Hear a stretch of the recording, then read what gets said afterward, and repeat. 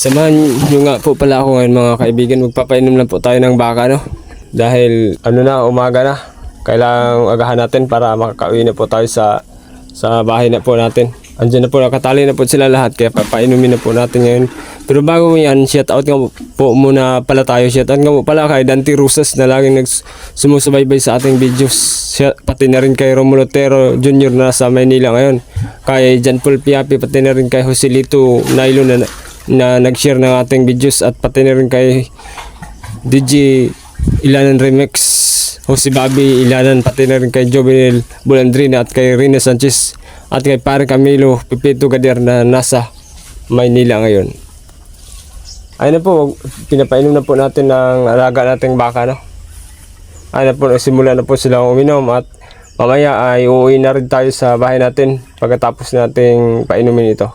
Kailangan po natin gumising ng maaga, no, para makasikaso sa kanila dahil sobrang init sa panahon ngayon. Kaya kailangan nating gumising ng maaga upang asikasuhin sila. Ngayon, ang gagawin na po natin ay painumin po natin sila lahat. Talagang nakaka-enjoy nga po naman, no, ang pag-aalaga ng baka sapagkat nakaka-relax po sila sa tuwing nakikita natin at sumasaya po ang ating damdamin kapag nasisilayan po natin ang mga alaga natin na malusog. Kagayas kanila na lagi nating sinusubaybayan ang kanilang kalusugan.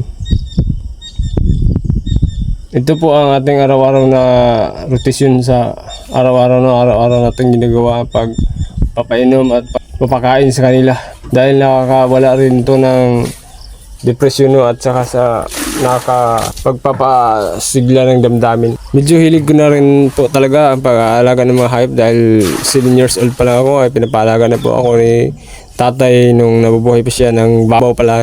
Pinapalaga na po ako ng kalabaw nung 7 anyos pa po ako, kaya hanggang lumalaki ako ay nasa puso ko po talaga ang pag-aalaga ng mga hayop. Sa mga mahilig nga po pala sa mga kuweba, sa mga kabalaghan, lalo na sa mga adventure at pati na sa kuweba na kailangan natin pasukin sa looban nito, ay maaari po tayong mag-follow sa ating munting channel upang makikita po natin ang kaloob-looban ng mga kuweba dito sa Masbate at pati na rin sa ibang lugar sa dating mga araw kung pagpalain ng ating Diyos na makakarating tayo sa ibang dako ng Pilipinas. Shoutout nga po muna pala rin tayo, no, kay Dean Florita na nasa poblasyon, Mayahay poblasyon ngayon na nag-shop siya ng TV. Kung mayroon po kayong mga TV na tungkol sa electronics na gusto niyo pong ipa-check up, ay bari po tayong magpunta lamang kay Dean Florita na nasa